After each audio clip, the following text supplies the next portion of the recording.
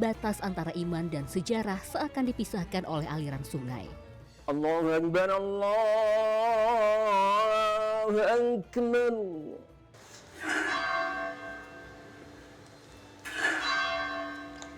Selama ratusan tahun, suara lonceng dan azan mengisi udara pesisir. Bukan untuk saling mengalahkan, melainkan menjadi bagian dari identitas kota pelabuhan ini. Dan disinilah sebuah cerita dimulai. Cerita tentang bagaimana perjumpaan membentuk Islam di Semarang.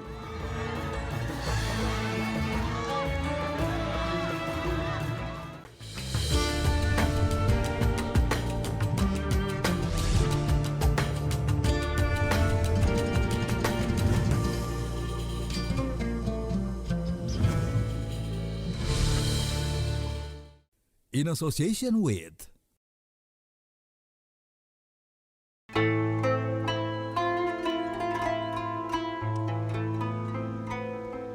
Sejak masa perdagangan maritim, kawasan Semarang Lama menjadi ruang pertemuan berbagai etnis.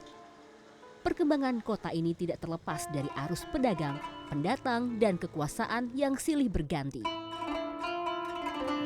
Inilah jembatan Berok, dulu dikenal sebagai Desai Deport atau Gerbang Selatan. Ini bukan sekedar jembatan, tapi batas dua dunia. Di sisi utara berdiri kawasan yang dijuluki Little Netherlands. Kawasan ini pernah menjadi pusat perdagangan dan administrasi kolonial Semarang. Menara Syah Bandar Sleko atau The Old Gate yang masih berdiri hingga kini menjadi saksi bahwa Kali Semarang pernah menjadi urat nadi perdagangan kota ini. Sementara itu, di sisi lain kali ini terdapat Kampung Melayu, kawasan permukiman para pedagang Yaman, Arab, Melayu, India, hingga Tionghoa yang turut membentuk wajah multikultural Semarang. Semarang itu memang sejak dulu dikenal sebagai kota pelabuhan ramai, begitu ya. Sejak Ki Ageng Pandan-Arang memindahkan pusat pemerintahannya dari kawasan Mugas kemudian ke kawasan bawah, itu kemudian diikuti oleh perkembangan kota pada saat itu. Nah, karena ini wilayah pesisir yang kemudian sangat menjanjikan begitu, banyak imigran ya, atau pendatang dari daerah-daerah lain, baik dari pedalaman maupun dari luar pulau, bahkan dari luar negeri itu datang ke Semarang. Nah, itulah yang kemudian membentuk Semarang ini menjadi sebuah kota yang sangat plural. Masjid ini tidak terkesan mewah, namun menyimpan jejak sejarah panjang. Masjid Menara Layur berdiri sejak tahun 1802. Dibangun oleh komunitas pedagang Muslim yang menetap di Kampung Melayu yang membutuhkan tempat ibadah di dekat jalur perdagangan.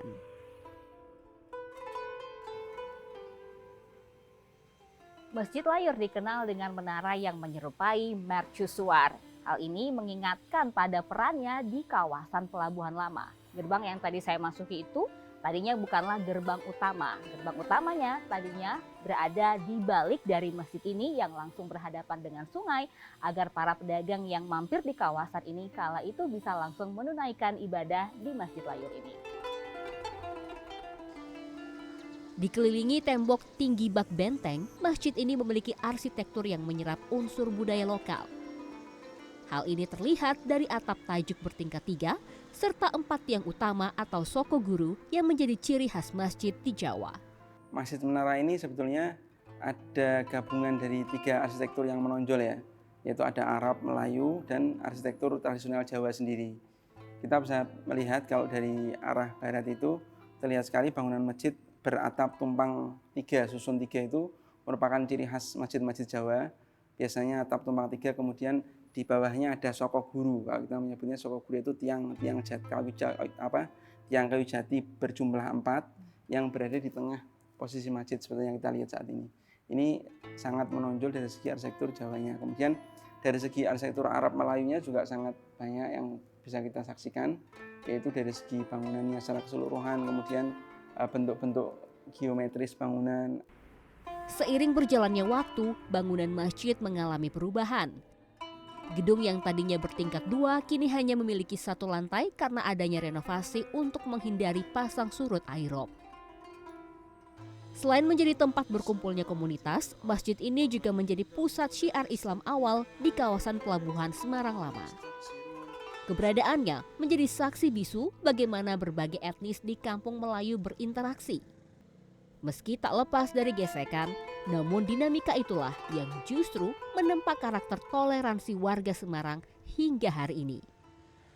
Perjumpaan kebudayaan yang sedemikian panjang itu yang disertai dengan beberapa kali konflik-konflik ya, senggolan-senggolan kebudayaan itu, maka membentuk karakter Muslim Semarang ini menjadi toleran. Jadi dalam catatan saya, ya, catatan sejarah di Semarang itu konflik antar etnis itu paling hanya terjadi beberapa kali ya. Allahu Akbar, Allahu Akbar. Meski bentuk fisiknya berubah tergerus rob, peran masjid ini sebagai pusat syiar di kawasan pelabuhan tetap bertahan. Ia menjadi bukti bahwa Islam di Semarang tumbuh dengan cara merangkul.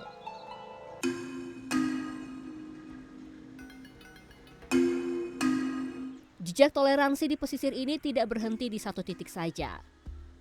Hanya berjarak beberapa ratus meter ke arah selatan, denyut keberagaman itu semakin kental. Jarak yang dekat ini menunjukkan bagaimana ruang kota berkembang tanpa pemisahan yang kaku antar komunitas. Di Kota Lama, Gereja Belenduk berdiri sebagai simbol sejarah komunitas lain yang juga membentuk identitas Semarang. Gereja ini berdiri sejak tahun 1753.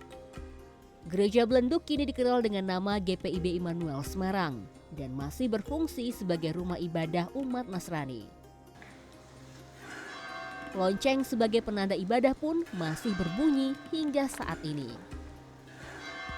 Nah, karena simbolnya itu berupa kubah seperti masjid, nah kita di Semarang ini orang-orang menyebutkannya dengan belenduk. Kita fungsikan biasanya di ibadah hari Minggu sebelum pelayan firman atau pendeta memasuki gedung ibadah. Bunyinya sekitar 9 kali atau 10 kali dibunyikan sebagai pertanda bahwa telah siap ibadah akan segera dimulai. Semarang dikenal sebagai kota dengan sejarah pluralitas religius yang mengakar kuat. Karena itu, bekerja lintas keyakinan menjadi hal yang biasa bagi masyarakat setempat. Gereja yang sudah berusia ratusan tahun ini misalnya, mereka mempekerjakan 2 pegawai muslim.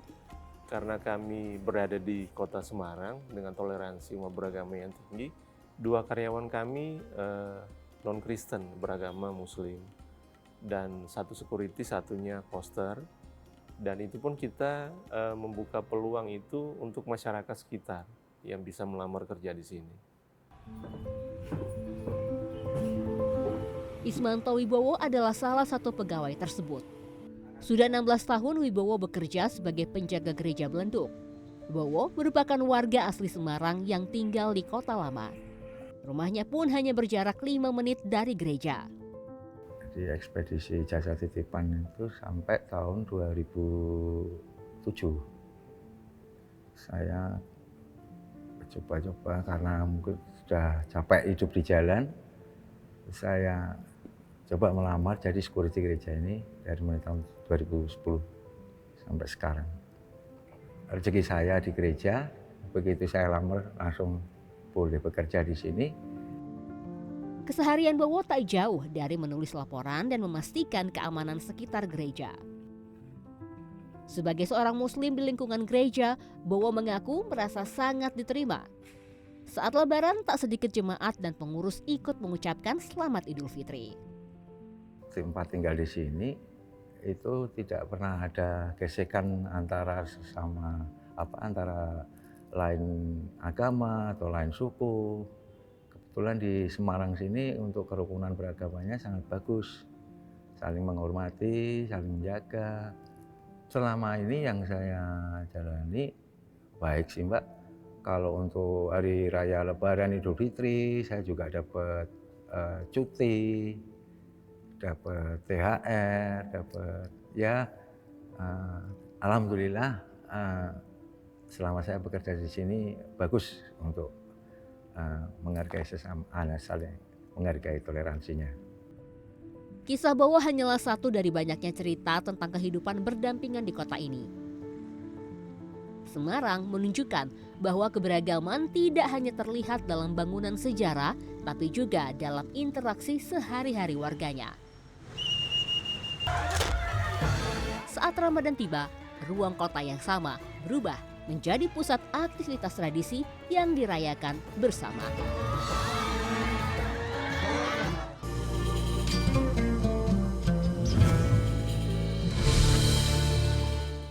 In association with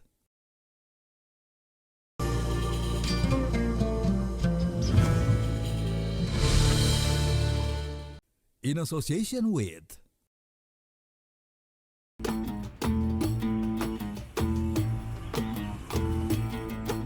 Sejarah tidak pernah terlepas dari tradisi dan budaya.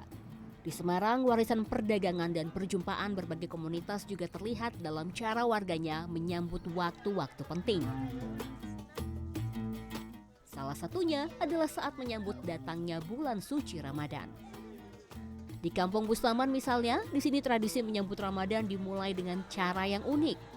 Warga saling menyiram air dalam ritual yang dikenal sebagai gebyuran Bustaman. Beginilah suasana Kampung Bustaman menjelang tradisi gebyuran dimulai. Ini bisa dilihat sudah ramai sekali, dan ini di setiap depan rumah warga itu sudah ada air-air yang diisi di dalam kantong plastik, dan ini bisa dilihat ya, ada warna-warni, warna biru, warna coklat, kemudian juga ada warna kuning, dan ini menggunakan pewarna makanan jadi aman. Di sini wajah warga dipenuhi coretan warna-warni. Cat ini terbuat dari bedak yang dicampurkan dengan pewarna makanan.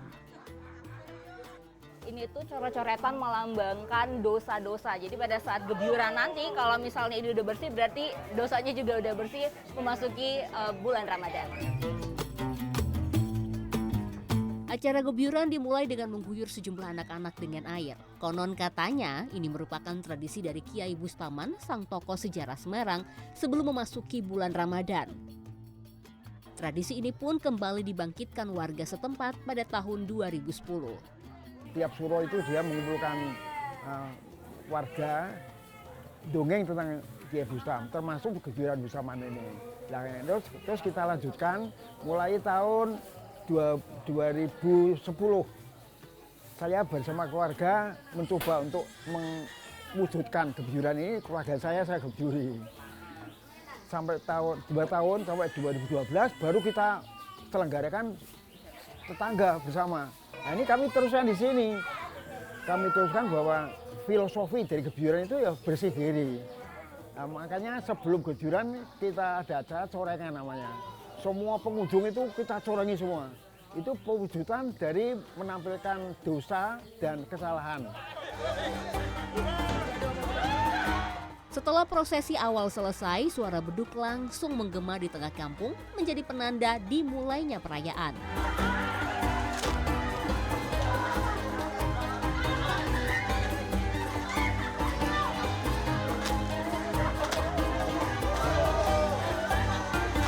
Dengan penuh kegembiraan, warga pun saling melemparkan plastik berisi air warna-warni ke satu sama lain. Semuanya kena. Seru.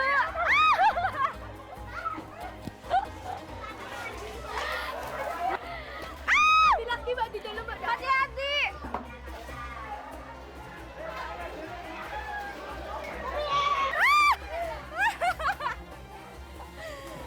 Berlindung dulu ya.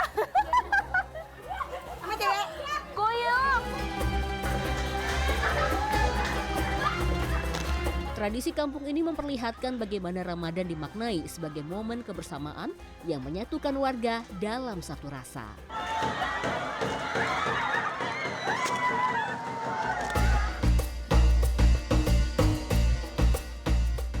Jika gebyuran hadir dalam skala kampung, maka tradisi Dukderan menjadi perayaan dalam skala kota. Tradisi ini sudah dilakukan sejak abad ke-19 dan dikaitkan dengan masa pemerintahan Bupati Semarang, Raden Mas Tumenggung Aryo Purbaningrat. Tradisi dukderan dulu dilakukan untuk menyamakan persepsi dan menentukan dimulainya Ramadan. Tradisi dukderan itu bermula ketika Bupati Semarang ya pada saat itu menginginkan warga Semarang itu bisa melaksanakan ibadah puasa itu secara bersamaan. Karena pada saat itu kan tanda awal Ramadan ini kan nggak jelas gitu. Dia mengundang ulama-ulama yang ada di Semarang untuk melaksanakan halakoh atau mereka semacam rapat begitu untuk menentukan awal dari Ramadan supaya warga Semarang ini punya pegangan gitu. Meski kini penentuan bulan Ramadan dilakukan melalui sidang isbat, tradisi dukderan tetap bertahan dan berkembang menjadi festival budaya. Salah satu rangkaiannya adalah kirap menuju Masjid Agung Semarang atau yang lebih dikenal dengan nama Masjid Kauman. Saat ini saya sedang mengikuti proses kirap yang dimulai tadi dari Balai Kota menuju ke Masjid Kauman. Salah satu hal yang menarik dari proses kirap dukderan ini adalah warga menggotong sebuah boneka. Ini dia dua bonekanya, yaitu boneka Warak Ngendok, sebuah boneka hewan mitologi yang menjadi ikon kota Semarang dan juga dukderan. Disebut hewan mitologi karena dalam perkembangannya wujud warak diartikan sebagai gabungan dari 3 hewan, yaitu naga, unta, dan kambing. Simbol pertemuan etnis Tionghoa, Arab, dan Jawa yang membentuk identitas Semarang. Kenapa namanya warak? Itu kan berasal dari bahasa Arab, warai, yang artinya kira-kira menahan hawa nafsu ya. Jadi kalau sukses menahan hawa nafsu, ya hadiahnya telur gitu. Maka disebut warak ngendok karena ada ndoknya. Kegiatan dukderan ini bermuara ke alun-alun Kauman. Disinilah warga menanti penanda dimulainya Ramadan.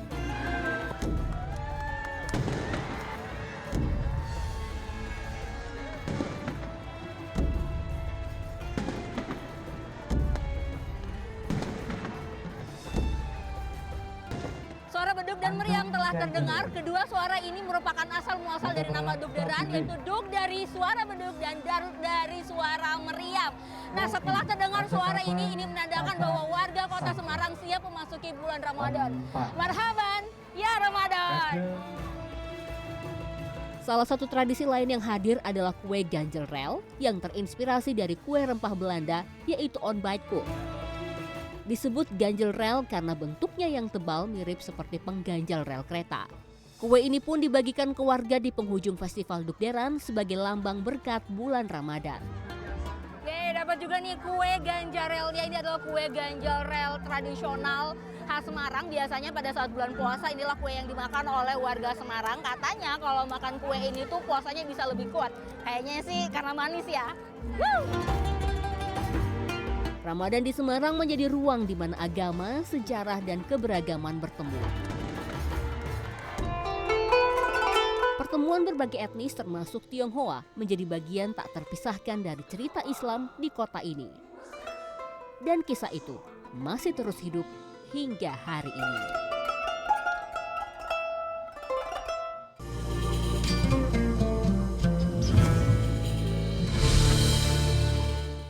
In association with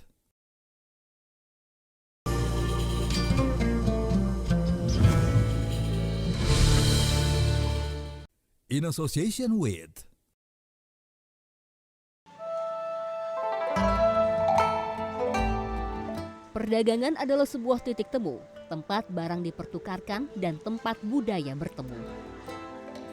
Di Semarang, kawasan Pecinan menjadi salah satu ruang di mana perjumpaan itu terjadi.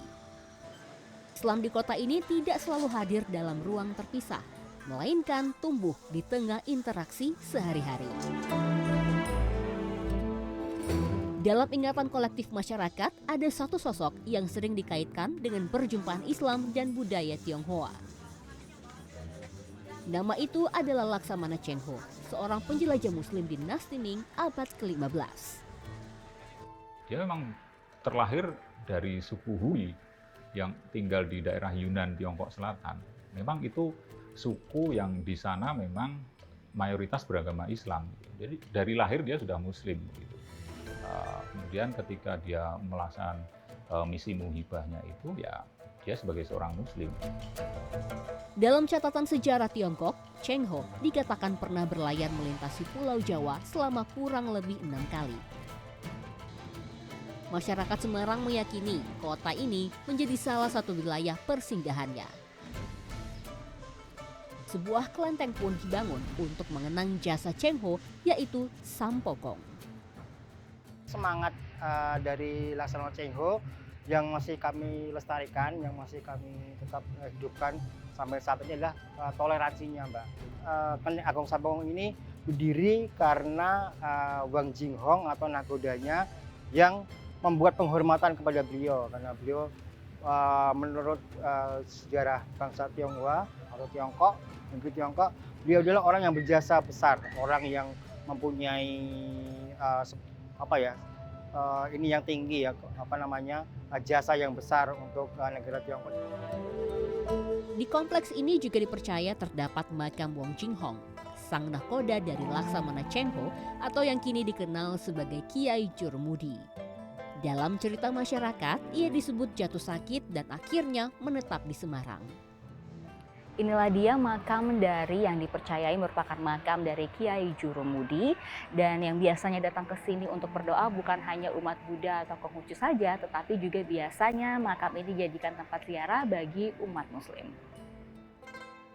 Namun dalam catatan dinasti Ming, nama Semarang tidak ditemukan sebagai titik singgah resmi. Tapi dalam catatan berita Cina ya, baik terutama pada masa dinasti Ming gitu ya, terutama dari kitab Ying Yai Seng Lan yang ditulis oleh Ma Huan, itu tidak ditemukan nama Semarang gitu ya.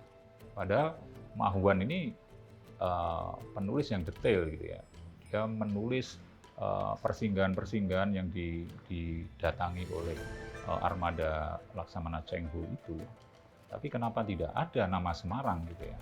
Ini masih tanda tanya. Meski begitu, Cheng Ho dan Kiai Jurumudi tetap dianggap sebagai orang yang berjasa bagi warga etnis Tionghoa. Kalau untuk berdoa itu jelas untuk berkah ya, karena kita kan sekarang untuk hari ini kan Lebaran Imlek. Nah, Jurumudi untuk yang di sini itu boleh dibilang itu sebagai bukti ya, bukti nyata bahwa Cheng Ho dulu itu ada punya Pak Kiai seperti ini gitu. Nah, kemudian arti Cheng Ho sendiri buat warga Tionghoa apa? Kalau Cheng Ho itu boleh dibilang itu di hati kita itu dia jenderal ya, jenderal pembawa agama, pembawa adat dari Cina, Tiongkok Cina itu ke Semarang.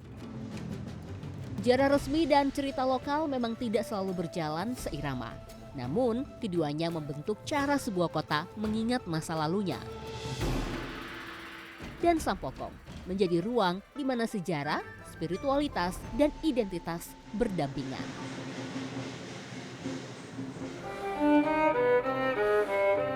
Cerita Islam Tionghoa di Semarang tidak berhenti di masa lalu.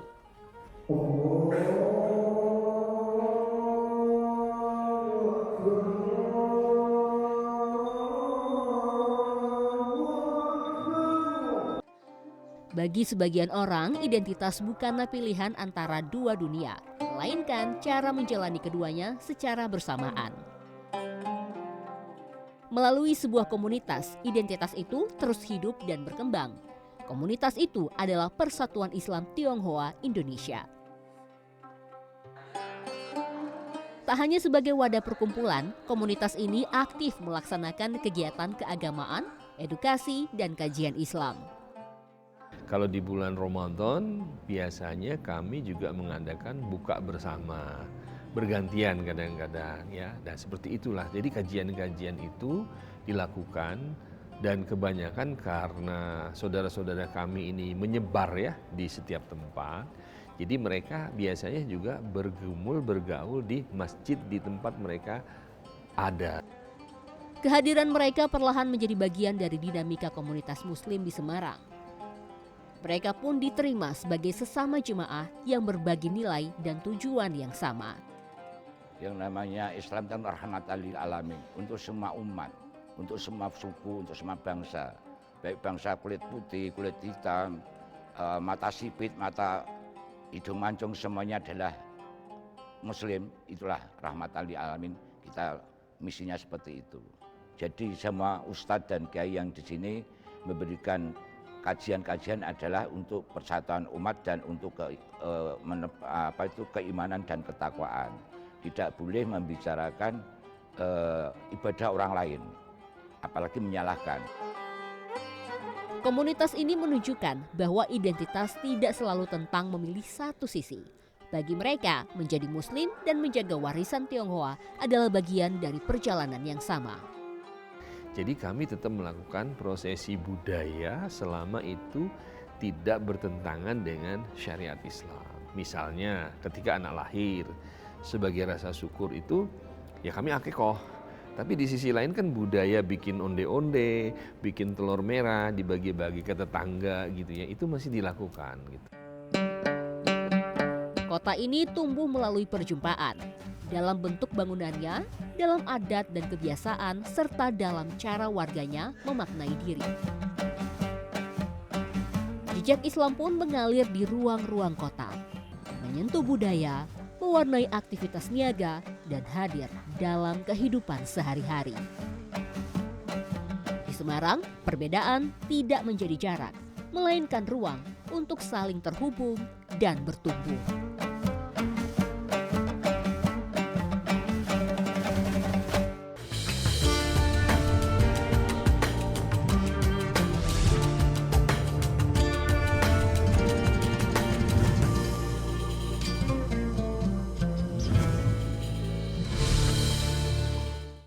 In association with